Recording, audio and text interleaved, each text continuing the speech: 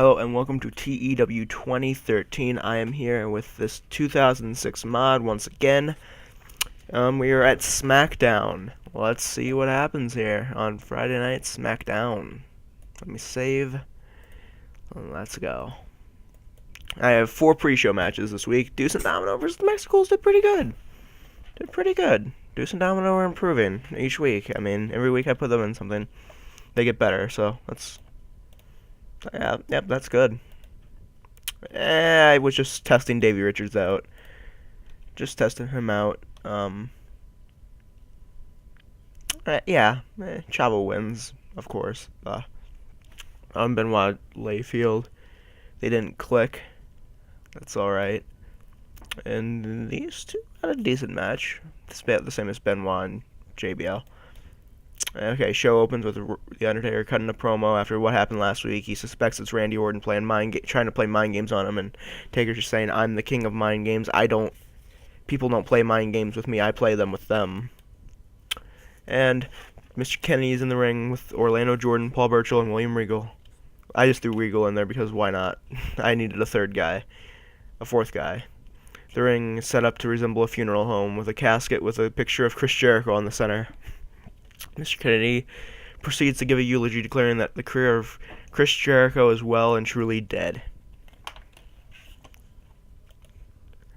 And a good match. With Shelley going over for the Cruiserweight title. It's a pretty good match right there. And he celebrates with a good celebration. Alright. Regal and Joe, that did good. That did really good. And then Chris Benoit finally completes his turn, complete success. Samoa Joe versus Chris Benoit set for Judgment Day. Let's add that pre-booking. Samoa Joe, Chris Benoit. It's a pretty hot angle, I'd have to say. I mean, it's getting Joe over probably a good bit. Joe was over more at one point. Actually, he was at a 77. Probably lost that from the Money in the Bank ladder match that he was in. Alright. Okay, Mercury, Nitro, and Molina are all shown on a beach, saying that Lundrick is no real competition, and at Judgment Day, they will easily defeat them. But until then, they're just going to be chilling on the beach. So setting up that tag team title match to take place at Judgment Day. It will be Lundrick against Eminem. I think SmackDown has more teams, to be honest, than Raw does. More diversity. I currently have more heel teams on Raw than I do face teams. Like, I only have one face team on Raw. 2, actually, if you count Team Weird. So, And a good match from Kennedy's Killers. Tommy Dreamer makes his debut. God damn it. You know what? I'm gonna do something.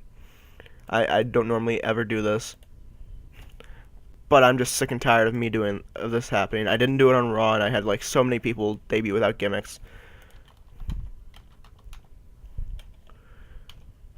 I had so many people debut without gimmicks on Raw. I'm just going to do it. Screw it. Everything should be about the same. Yes, that's about the same. That's about the same. That's about the same. That did worse. That's fine. That did about the same. That did about the same. I have to redo the turn. Complete success. I'll just have the pre-bookings at the end of the show. Screw it. That didn't do as good. That did good. It's still got a bad initial rating, but it's fine. Did a bad rating on the gimmick. It's better than no gimmick, to be honest. So, Jericho Dreamer makes his SmackDown debut. Comes in, helps Jericho beat Kennedy's Killers. Boom. And then they just beat the living hell out of them after the match, just beating them down, not caring. Batista cuts a promo. Ray has a great match with Christian, gets his win back, and Ray cuts a promo on Big Batista. Okay, Joey Styles is backstage conducting an interview with Randy Orton, and basically the way I picture this is going is Joey Styles asks him a couple questions, blah blah blah, generic, and then asks him, Was it you last week who was trying to play the mind games with The Undertaker, and Orton smiles and just walks away? Doesn't say a word, doesn't dignify it with a response, just smiles and walks away.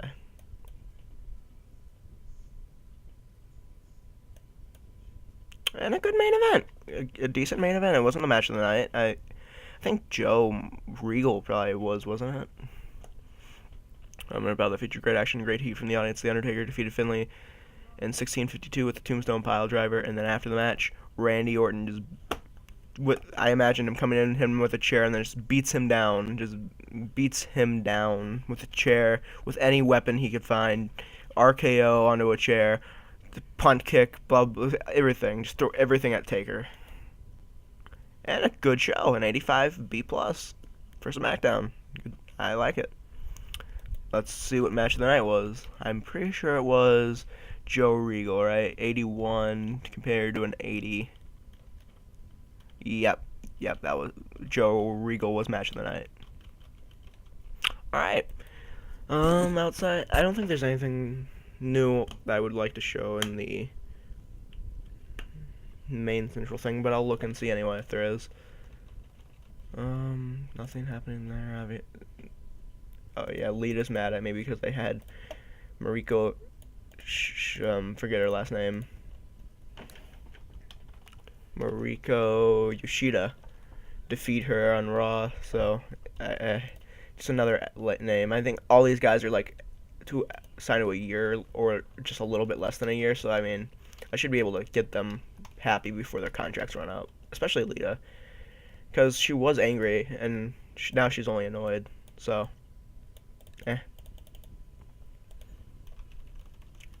the only person I'm worried about is Taker, because I think his contract's up, I think, before everyone else's. Oh well. See you next time for Monday Night Raw.